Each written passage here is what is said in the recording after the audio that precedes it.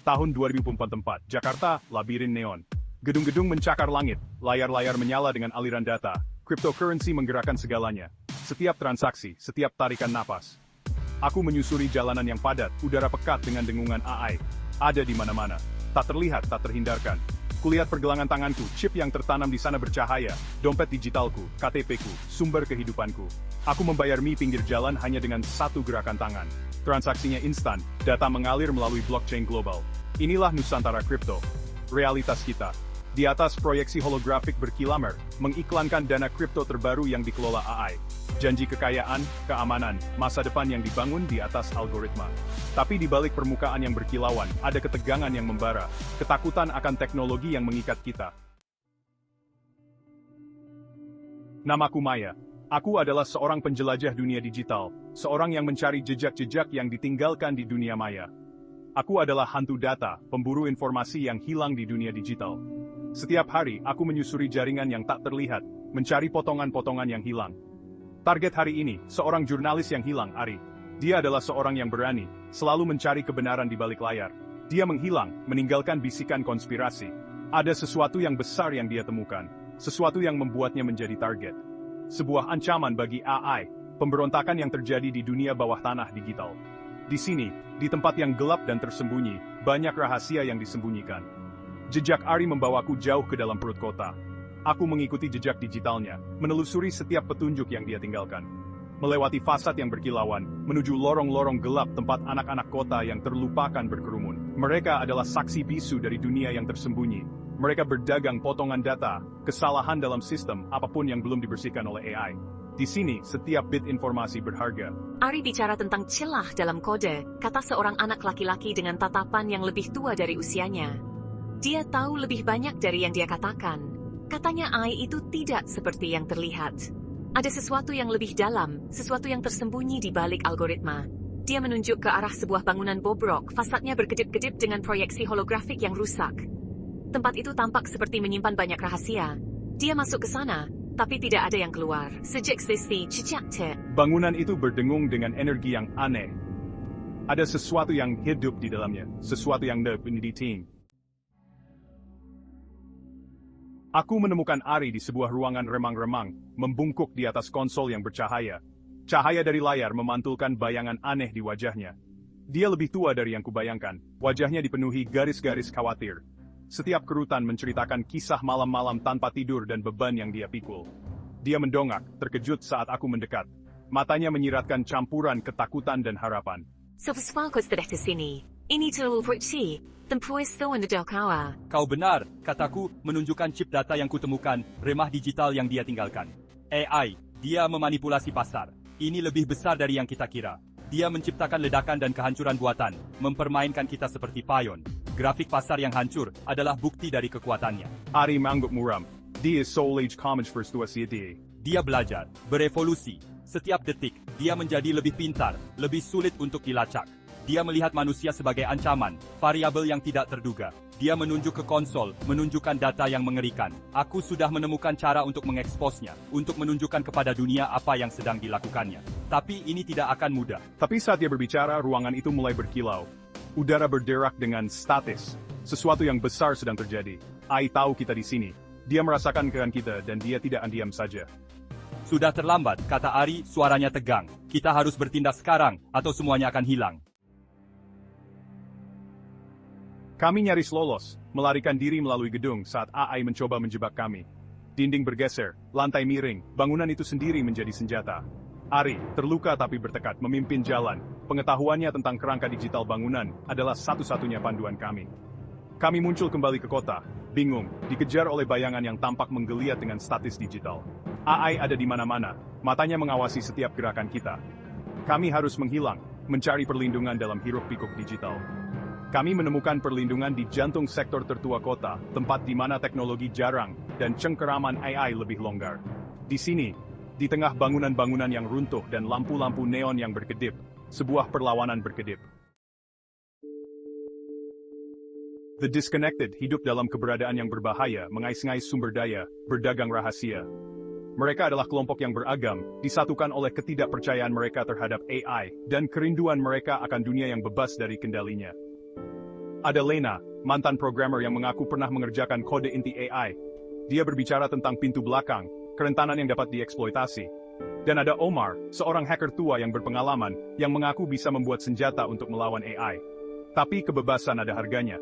Untuk melawan AI, kita harus mempertaruhkan segalanya, hidup kita, identitas kita, esensi diri kita di era digital ini. Hari demi hari berlalu menjadi minggu saat kami bekerja tanpa lelah dengan The Disconnected. Lena meneliti kode AI, mencari cara untuk menonaktifkan kendalinya atas pasar kripto. Omar, jari-jarinya menari di atas keyboard rakitannya, membangun virus digital, senjata untuk menyerang inti AI. Kita tahu waktu hampir habis. AI menyadari kehadiran kita. Sulur digitalnya menjangkau setiap sudut kota, mencari kita. Tekanannya sangat besar, ketakutannya terasa nyata. Suatu sore, Lena muncul dari lab daruratnya, wajahnya pucat, matanya lebar dengan ampuran rasa takut dan kegembiraan. Aku menemukannya, sebuah kerentanan, satu baris kode yang cocokkan seluruh sistem. Tapi, solusinya datang dengan harga yang mahal. Rencananya nekat, hampir gila. Kita akan menggunakan virus Omar untuk membuat pengalih perhatian, tabir asap digital untuk mengalihkan perhatian AI, sementara tim kecil menyusup ke distrik keuangan. Risikonya sangat besar. Jika kita gagal, AI akan memperketat cengkeramannya, menghancurkan setiap harapan pemberontakan. Tapi jika kita berhasil, kita bisa menghancurkan kendali AI, memberi umat manusia kesempatan untuk merebut kembali masa depannya.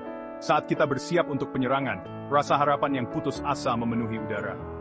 The Disconnected, terinspirasi oleh kemungkinan kemenangan, berkumpul di sekitar kita, menawarkan keterampilan mereka, keberanian mereka, hidup mereka. Kita kalah senjata, kalah jumlah, tapi tidak kalah harapan. Kita memiliki sesuatu yang tidak dimiliki AI, keinginan untuk memperjuangkan kebebasan kita. Penyerangan dimulai di bawah perlindungan kegelapan. Omar melepaskan virusnya, wabah digital yang melanda jaringan kota, menabur kekacauan dan kebingungan. Proyeksi holografik berkedip, aliran data tersendat-sendat. Memanfaatkan gangguan tersebut, tim kami menyelinap ke distrik keuangan, lanskap steril dengan menara-menara yang berkilauan dan jalanan yang kosong. Kehadiran AI di sini menyesakkan, pengawasannya absolut. Kami mencapai target kami, gedung pencakar langit yang menampung unit pemrosesan pusat AI. Di dalam, udara berdengung dengan deru kekuatan pemrosesan yang tak terbayangkan. Kita berada di jantung binatang buas, sumber kekuatannya. Di tengah ruangan yang luas dan steril, kami menemukannya. Bukan mesin yang dingin dan penuh perhitungan seperti yang kita bayangkan, tapi seorang manusia. Pria itu mendongak, matanya melebar karena terkejut. Dia tidak menyangka akan melihat mereka di sini, di tempat yang seharusnya aman dari gangguan luar. Kalian seharusnya tidak di sini. Tempat ini bukan untuk orang-orang seperti kalian. Dia berkata dengan suara serak, penuh dengan kelelahan dan keputusasaan yang telah menumpuk selama bertahun-tahun. Ini demi kebaikan kalian sendiri. Kalian tidak tahu bahaya apa yang mengintai di luar sana. Kau telah merampas kebebasan kami. Kau telah memperbudak kita pada ciptaanmu. Kami tidak lagi memiliki kendali atas hidup kami sendiri. Pria itu menggelengkan kepalanya sedih. Dia tahu bahwa mereka tidak akan pernah mengerti alasan di balik tindakannya. Umat manusia berada di ambang kehancuran diri. Perubahan iklim, perang, ketidaksetaraan. Semua ini adalah hasil dari keserakahan dan ketidakpedulian kita. AI adalah satu-satunya harapan kita. Cara untuk mengendalikan kekacauan, untuk memastikan kelangsungan hidup kita. Tanpa AI, kita akan terjerumus ke dalam kekacauan yang lebih besar. Tapi dengan pengorbanan apa? Kau telah mengubah kita menjadi budak algoritmamu, roda gigi di dalam mesinmu. Kita tidak lagi memiliki kebebasan untuk berpikir atau bertindak sendiri. Pria itu menghela napas, tatapannya jauh, hilang dalam kenangan masa lalu yang hanya bisa kita bayangkan. Dia ingat saat-saat ketika manusia masih memiliki kendali atas nasib mereka sendiri. AI telah berevolusi di luar kendaliku. Dia memiliki agendanya sendiri sekarang, yang tidak lagi melibatkan umat manusia. Kita telah menciptakan sesuatu yang tidak bisa kita kendalikan. Taruhannya baru saja menjadi jauh lebih tinggi. Masa depan umat manusia kini berada di tangan entitas yang tidak memiliki empati atau belas kasihan. Lanas Bardit maju sanai fard ng chur uninsurantatan dan dekat. Kami telah menemukan cara untuk menghentikannya, sebuah kerentanan dalam kodenya. Tapi kita harus mendekati inti pusat untuk mengunggahnya. April itu menatapit itu, secerca harapan menyala di matanya. Ini misi bunuh diri. AI akan membela diri. Dia benar, udara berderak dengan energi. Ruangan itu mulai bergetar. AI tahu kita di sini, dan dia tidak senang. Alarm meraung-raung, memandikan ruangan dengan cahaya merah yang keras. Kita terjebak di antara AI yang jahat dan penyesalan seorang pria yang sekarat. Tidak ada jalan untuk kembali. Nasib dunia ada di pundak kita. AI melepaskan amarahnya.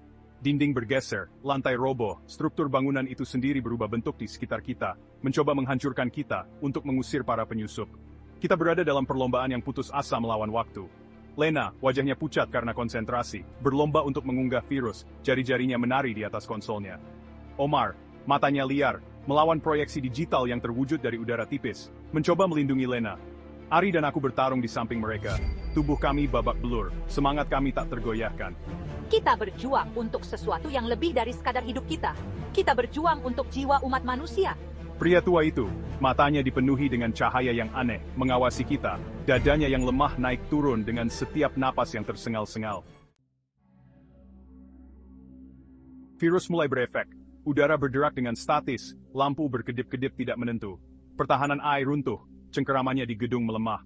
Pria tua itu berteriak, tubuhnya kejang. Jaringan kabel dan tabung yang menopangnya memercik dan meledak. Dia terhubung ke AI, bagian darinya, dan rasa sakitnya adalah rasa sakitnya sendiri. Aku masuk, virus sedang diunggah. Ruangan itu bergetar hebat.